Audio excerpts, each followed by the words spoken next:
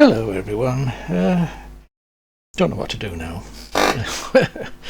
Okay. Anyway, I was playing with my dual motor driver before I started the 3D scanner adventure.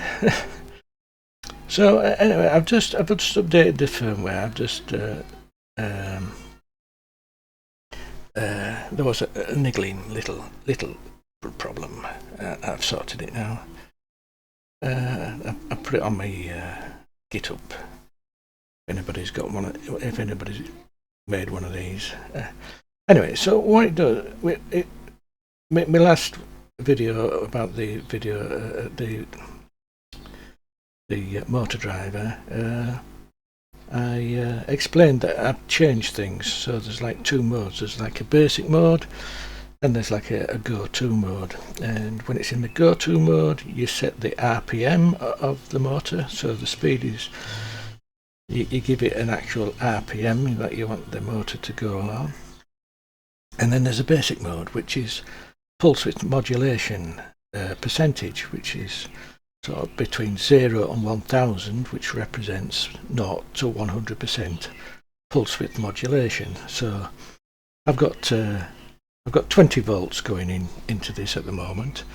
So if I just use the basic one and put it at full speed, it'll get the full 20 volts into the motor. So just hold them down a bit. So if I select that and send that, yeah, send that. Oh no, first I think I DC'd. Hang on. Let me just. There we go. Off they go. They're going. I don't know if you can hear that. They're wanging on a touch there. So if we stop them, so they're going. They're getting the full 20 volts. Stop them. Right. So we can have a look and see what position they are. They should be miles away down. So we can have a look, and we can see that. Yeah. 467,000 ticks. Right, so if get them back. Right, so if we do a go-to, so say I want to go to say 40,000. Yeah. But what I can do is, if I put 4,000 here this time, this is going to be 4,000 RPM. So they won't be wanging on as much as they did then, but they will be knocking on quite a bit. So if I just send that, you can hopefully you can hear them sort of rattling on, but they're not going at the lick. Even though that I put a larger number in here, this is RPM. Before it was actually 100% pulse width modulation. So yeah, so that works great now. So how far away are we? How are we going to get there? Oh, we're still in the 200s. Anyways, did I? Yeah, let's just. I'll just position. I'll just stop that. So we go that and stop them. And what I can do, we can see that the the position is still in the 100,000s. I've come down a bit, but anyways, I'm going to take a shortcut. What we do, we can send a command and I can just set 0 on both. So now if we look at the X data, we should see that they're both on 0. And so what I'll do is I'll send them to 40. I'll send them to the 40,000 position at 4,000 RPM. So that they're going to go at 4,000 RPM to this position. So off they go. And because I sent the command to the both, well, I don't know if you noticed that they both stopped at the same time. And what I can do is I'll send them back slower. So what we're going to do is we're going to go back to position 0 at only 500 RPM. So what we'll do is I'll just select that. It'll take longer, but you can, I don't know if I can, you can hear that. It's a slower speed. It's only going at 500 RPM, so it's going to take longer than it did to get to 40,000, then back to zero because it's going slower. But what I just want to show is that they both stop at the same time because they're both going at the same RPM. So let me just do that. And the thing is, it may be a bit misleading, is the RPM. Now, they both stopped at the same time, and if we look at their position, we should see them, they're both at -9, close enough. Like I say, we're talking ticks on this thing here, that's the position, so we're talking like 1/4 of that, so it's like two of these positions. Let's zoom in on that, and we zoom in. There, it's two of them because it's quadratic. A tick on the up, a tick on the down, a tick on the up, and a tick on the down again. And so basically, it's two positions of that. That's how close they are. So it's not a big deal. Let's try and get it to focus again. Yeah.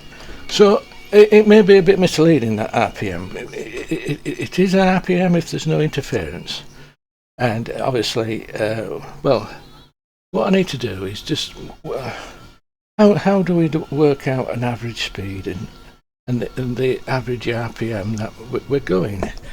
Let me get my talking stick. Yeah, I'm sure we all remember these exam questions. We have point A and we have point B, and we have an English train going from point A to point B, like that. Now then, if we're just using pulse width modulation, and we say we start at 12 o'clock here, and we need to end at, well, let's use 1300, or 1 o'clock. It's going to take an hour to get there. So if it's 1 mile, this is just one. Well, actually, let's make it 10 miles, right? So this is 10 miles. 10 miles. If it goes at 10 miles an hour, it's going to get here at 1 o'clock. But if it's about here somewhere and it's delayed for 5 minutes, right, and then it continues at the same speed it was going, it's going to end up here at sort of 13:05, isn't it? It's going to be 5 minutes late. Now, if you get a Japanese train, it goes from point A, it goes to point B, and it goes from there to there, the same speed, same distance, and it's delayed here for I don't know, 2 minutes. Let's just make it so it actually works. 2 minutes delayed here. What it does, it speeds up here, so it actually still ends up here at 1 o'clock. So it'll be going at 10 miles an hour here, thinking everything's okay, but then because it's been delayed by 2 minutes, it may end up going at I don't know, 12 miles an hour. Okay, 12 miles ph. Yeah. So it still ends up at the same thing. So the average, because it ended up at here at 1 o'clock, the average speed was still 10 miles an hour, even though it was delayed. Here, because we're using pulse width modulation, we got delayed here as well. So this is how my driver works. It actually works this way. If we're delayed here, and then say we had 2 trains, so we've got 2 trains going A to B, like that. This one's not delayed. When this one's delayed here, this train might have got to here at this point. So what my driver will do, even though we've set it, say, 10 miles per hour or 10 RPM, the RPM basically, if it was delayed here, what it will do when it gets going again, it will speed up until it catches up with this train at this point, and then it will keep pace with the train at them 2 points. So we still end up, both motors will still end up at the destination point at the same time. I'll try and demonstrate that. So bring my serial monitor back. Yeah, so right, so where are we at? We're at right, we're close to zero. Right, so what we'll do is we'll go full pelt. Well, we'll go 4,000 RPM to this position, 40,000. So I'll send them both there. Off they go. So this, and I don't know if you noticed, well, my hand weren't way, but they both stopped at the same time. And as before, we'll come back to zero again. So we'll come back to zero, and what I'll do is we'll send the destination of both these, telling them when to arrive at the destination of zero. And so what I want to do is send them at 500 RPM. So basically they both go at 500 RPM, so they arrive at zero at the same time. But then while it's going, what I'll do is I'll put a load on this. I won't stop it yet, but I'll just put a load on this one, and they should still both stop at the same time because I'm using PID. And because if I put a load on this one, so it's under stress, what the driver will do, it'll give this more current to keep it going at 500 RPM, so they should both still end up at the same time. So I'll just, what we'll do, send it at zero. Off it goes, and I'm just putting this one under load, but it's still going at 500 RPM, even though this has got load on it. Well, actually I stopped it there. I stopped it again there. I don't know if you heard it sort of speed up, but basically I just keep load on it, and the other one's sort of like got no load under it. It's not using hardly any current. With my finger off, we're at 40 millivolts. With my load on this one, we've got 300 millivolts. There. Even with load on, they both stopped at the same time. Now what I'm going to do is we're going to send this back to 40,000. So whiz them at 4,000. What was it? 4,000 RPM, get there quick, and then what I'm going to do is go back to zero again, but this time I'm going to stop this periodically, stop it, and you should hear it speed up to catch up to where the position of this one is. So yeah, go with that. I'll just lean forward a bit so that you can hopefully hear it. So put my nail on it, you can hear it, and then what stopped it. And then, did you hear it speed right up and catch up to the other one?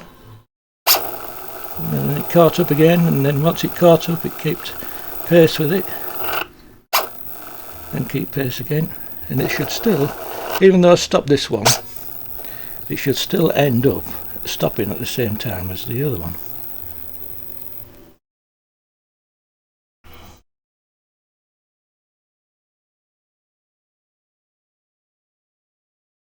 No, both stopped at the same time because they're both at, well, close to zero. Let's have a look.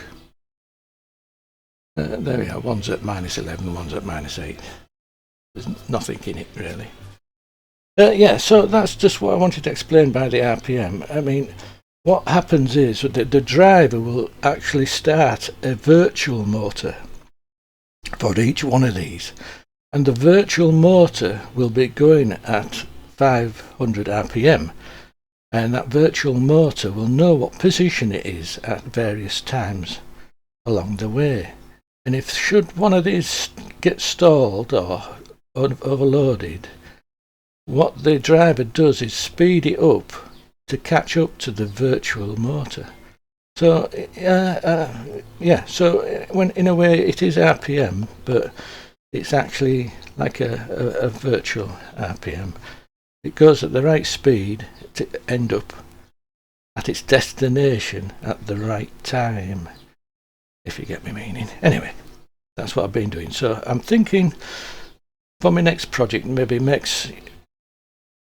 something that utilizes what this driver can do now. So controlling two motors. I made me trig plotter. I might try and make that do more advanced work on that, or I might actually just do another plotter using DC motors and see if I can just do the standard one. I've also got another project, one of my favourite channels, of playing around with the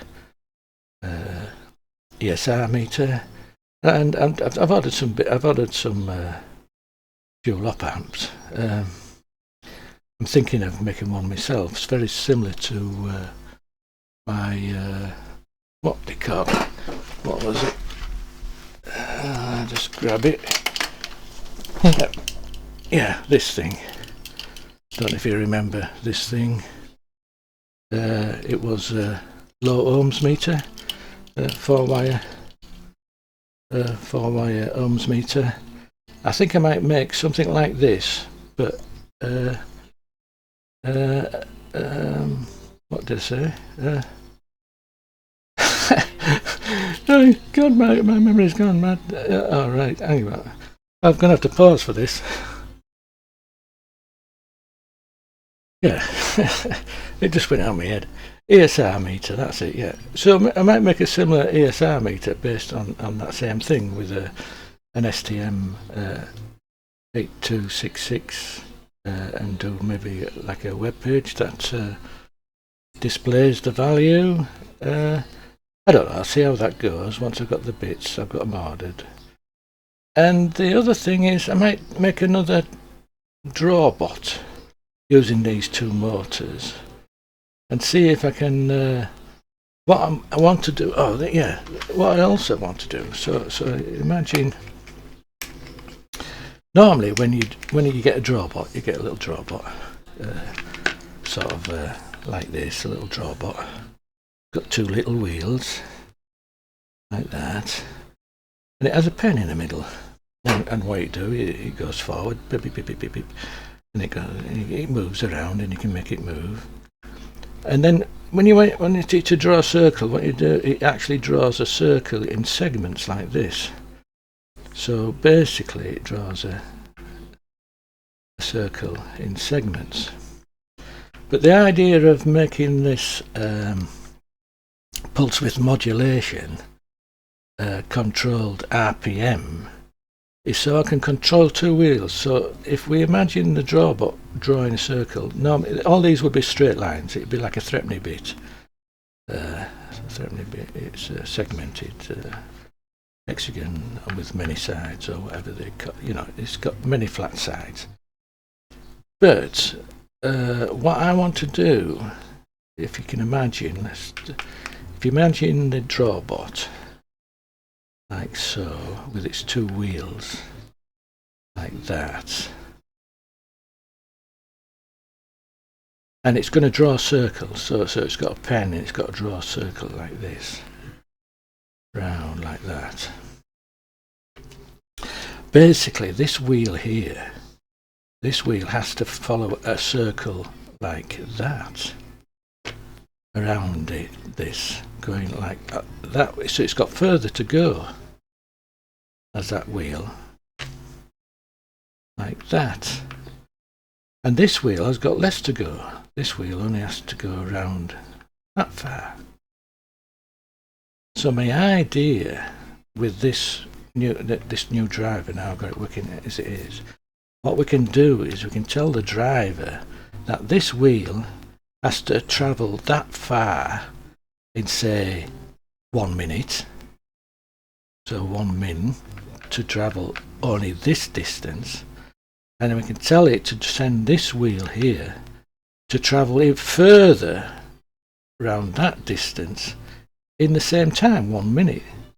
And in that way we just send the one command, and hopefully the drawbot will then draw a circle in 1 minute, or at whatever speed I tell it to go at.